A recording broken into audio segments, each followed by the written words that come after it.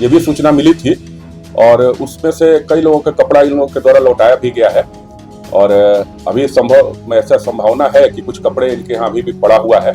जो भी फ्रेंचाइजी देने के नाम पर अन्य लोगों से ये लालच दे करके और करीब सैकड़ों करोड़ रुपए की ठगी इन लोगों के द्वारा बिहार के अंदर किया गया है। नमस्कार, आप देख रहे हैं एबी न्यूज। दर्शकों, एबी न्यूज में आपका स्वागत है।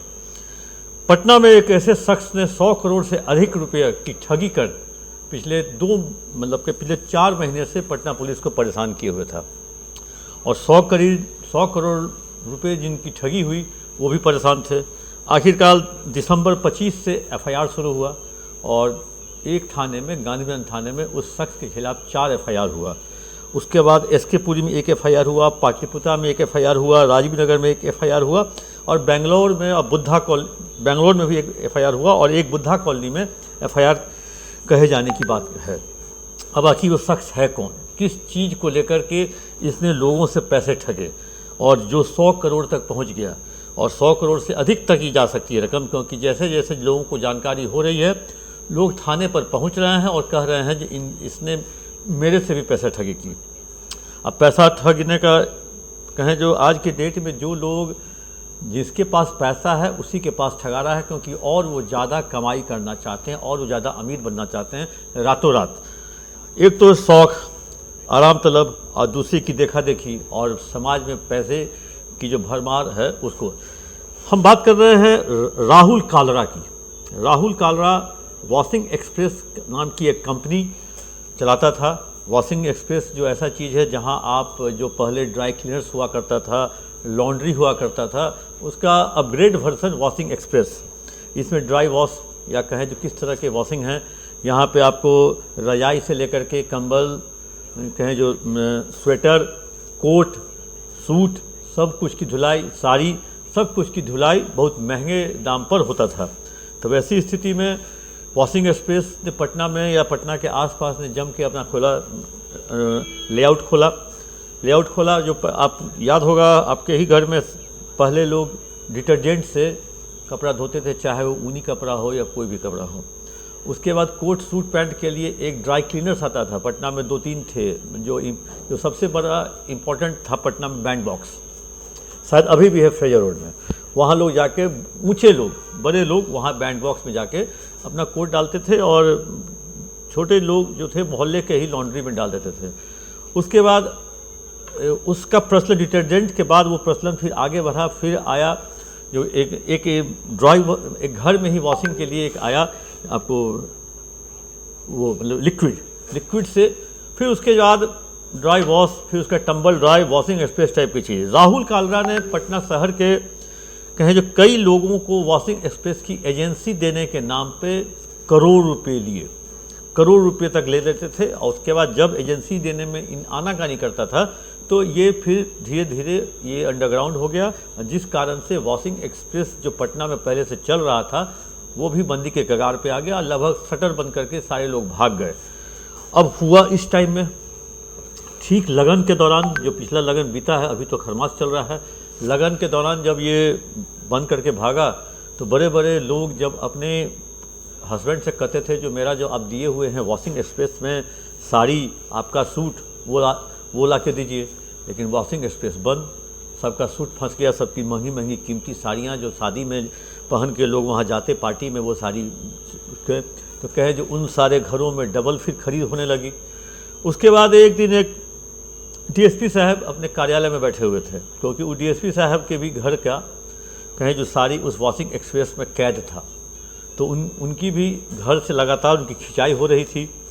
उनकी पत्नी, उनके बेटे कहते थे जो कहाँ आप कपड़ा धुलवा रहे हैं, अभी तक वो मिला नहीं, भाग गया। डीएसपी साहब को ही परेशान लग रहा था, उनको भी लग रहा था जो उसने कौन सा गुनाह कर दिया। यदि अपने कार्यालय में बैठे हुए थे और डीएसपी साहब अपने से खुद तो एफआईआर करते नहीं, तो वो इंतज़ार में थे जो कोई शख्स आए और उस वॉशिंग एक्सप्रेस के खिलाफ एफआईआर करे। इत्तफाकन एक दिन वो बैठे हुए थे और डीएसपी साहब वहाँ अपने कमरे में थे और एक शख्स आया भागता हुआ, कहता हुआ, सर वॉशिंग एक्सप्रेस वाला मेरा कपड़ा लेके भाग गया और फ्रेंचाइजी के नाम पे पैसे लिए थे वो भी लेके भाग गया है, नहीं मिल रहा है। बस डीएसपी साहब को क्या मौका मिल गया, वो बजाते उस व्यक्ति को चाय ठंडा पानी के साथ उसको इसके एफआईआर को बाइज्जत, मतलब इतनी आसानी से पटना में या बिहार में या कहीं देश में एक एफआईआर करने वाले को इतनी इज्जत शायद ही कभी कहीं मिली होगी जितने उस शख्स को मिली। उसने एफआईआर किया, फिर उसके बाद तफ्तीश शुरू हुई। ऐसे करते करते एफआईआर की तादाद बढ़ती गई। एफआईआर इस थाने में, फिर उस थाने में, फिर उस थाने में, फिर कहें एफआईआर की झड़ी लग गई। इस वासिम एक्सप्रेस वाले राहुल कालरा का लोकेशन ट्राई करना स्टार्ट हुआ। इसका लोकेशन कभी बेंगलोर, कभी दिल्ली, कभी गुड़गांव, कभी कहें जो कई जगहों पे। बेंगलोर की पुलिस और आईबी और स्पेशल ब्रांच ने पटना पुलिस के उस कहें जो एसएचओ को, जहाँ पे ये सारी जो कहें केस था, उस एसएचओ को वहाँ पे कहा जो ये इसकी दुबई भागने की सूचना है, इसलिए पासपोर्ट ऑफिस को इंटीमेट करके इसके पासपोर्ट को तुरंत रोका जाए। गांधी मैदान के थानेदार एसएचओ ने तुरंत जाके गांधी मैदान कहें जो पटना में पासपोर्ट पर इसकी पाबंदी लगाई ताकि उड़ नहीं सके। उसके बाद ये लोकेशन इसका कुछ आ रहा था। ये फरीदाबाद दिल्ली के गुड़गांव इलाके में छुपा हुआ था और वो छुपा हुआ था अपने साले की पत्नी के नाम पर एक फ्लैट इसने बुक किया था, खरीदा था या किराए पे लिया था, उस पे था। और वो फ्लैट पुलिस को शो कर रहा था किसी दूसरे के नाम पे, और मोबाइल लोकेशन शो कर रहा था राहुल कालरा का, वहीं पर उसकी पत्नी रुचिका कालरा का। परसों पुलिस को लोकेशन मिला और पुलिस ने कहा जब लोकेशन उस घर का मोबाइल का मिल रहा है, मोबाइल किसी के नाम या घर किसी के नाम का हो, पुलिस ने वहाँ दबिश दी। पुलिस के नॉक करते ही जो राहुल कालरा की पत्नी रुचिका कालरा ने ही दरवाज़ा खोला। बस क्या था, पुलिस को सामने में हाथ लग गया रुचिका कालरा। उन दोनों को पुलिस ने वहाँ पकड़ा।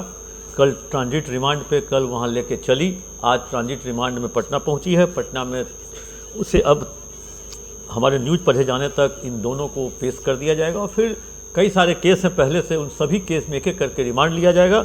और जहाँ पे राहुल कालरा और रुचिका कालरा को रखा गया, वहाँ पे कहें जो लोगों की भीड़ लग गई। तब जाके मैं भी वहाँ था और तब जाके पता चला जो राहुल कालरा ने कम से कम 100 से अधिक लोगों को चूना लगाया है। मतलब 1 करोड़ 2 करोड़ तो मिनिमम था फ्रेंचाइजी। एक पिटिशन आया 1 करोड़ 50 लाख, एक पिटिशन आया 2 करोड़ 11 लाख। मतलब किसी एक शख्स से इसने 1 करोड़ से 2 करोड़, 1 से 2 करोड़ से कम नहीं लिया। वैसे राहुल कालरा ने तो पूरे पटना शहर को धो डाला। अब तो धीरे धीरे कहें जो बहुत सारे लोग कहें जो शर्म के मारे नहीं बोल रहे होंगे, बहुत बड़े बड़े लोगों के भी कपड़े उसमें फंसे होंगे, क्योंकि वॉशिंग एक्सप्रेस सुनने में नाम बड़ा अच्छा लगता है और नाम अच्छा लगता है तो ऊंची पसंद, और ऊंचे लोगों की पसंद जो नया चीज़ मार्केट में आता है, जहाँ पे कम मेहनत में सब कुछ अपने आप धुलाई आयरन होकर निकल आता है, वो तो ज़रूर मुझे लोग की पसंद ही रही होगी। तो बहुत सारे लोग तो उस कपड़े को समझ लिए होंगे, हाथ धो बैठे होंगे, सोचे होंगे कपड़ा रास्ते में चलते ट्रेन में अटैची में किसी चोर ने चुरा लिया होगा, उसको मान के उस टाइप के कपड़े को भूल गए होंगे। लेकिन अब जब राहुल कालरा कैद में आ गया है तो अब उन लोगों की भी सांसें अब चली होगी, अब शायद कपड़ा मिलने की उम्मीद है। और वॉशिंग एक्सप्रेस बीच में बंद हुआ। बीच में बंद होने के बाद इसने राहुल कालरा ने क्या किया, इस वॉशिंग एक्सप्रेस को ट्रांसफ़र कर दिया किसी अन्य पार्टी को। वो पार्टी भी राहुल कालरा के ही लोग हैं, लेकिन वो अभी चला रहे हैं, वो भी इक्का दुक्का जगहों पे खुला हुआ है। पुलिस उसकी भी जांच कर रही है, जो क्या डीड एग्रीमेंट हुआ कि रजिस्टर्ड हुआ कि बायलॉज क्या है, उसकी भी जांच करेगी। जो अभी जो वॉशिंग एक्सप्रेस चल रहा है उसका उन लोगों का राहुल कालरा से कुछ संबंध है कि नहीं है, या केवल ऐसा ही चर्चा है। दर्शकों, राहुल कालरा ने तो पूरे पटना शहर को धो दिया और उसके बाद अब वो आ गया है खुद धुलने के लिए। अब वो उसकी अब पुलिस एक्सप्रेस कि जो कहें जो एक तरह से बेउर एक्सप्रेस में उसकी अब धुलाई होगी और वो 100 करोड़ रुपये अधिक जो हैं। ठीक है, बड़े बड़े लोग जाते हैं जेल, इतने बड़े बड़े लोग जो कहें जर्मनी, अमेरिका, इंग्लैंड तक भाग गए पैसा लेकर के देश का, लेकिन फिर पकड़े जाते हैं। 6 महीना साल भर लोग रहते हैं जेल में, फिर उसके बाद उसको निकल के बाहर भी आते हैं।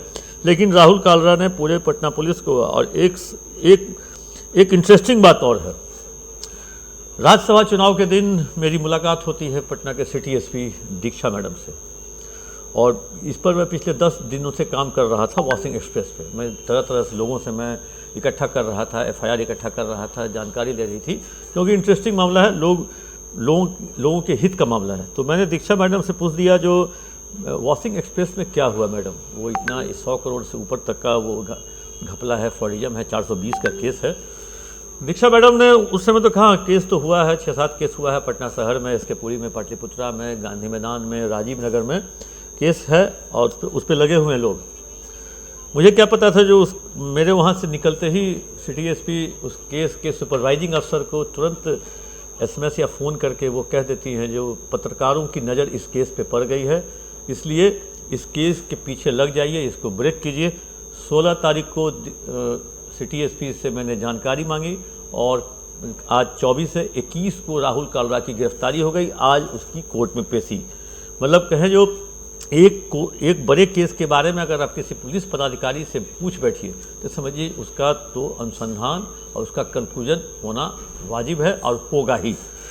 दर्शकों दीजिए अब इजाज़त, अगली खबर के साथ आपके जुड़ेंगे। आप अपना कमेंट बॉक्स में जाकर जरूर दें। ये भी सूचना मिली थी और उसमें से कई लोगों का कपड़ा इन लोगों के द्वारा लौटाया भी गया है और अभी ऐसा संभावना है कि कुछ कपड़े इनके यहाँ अभी भी पड़ा हुआ है।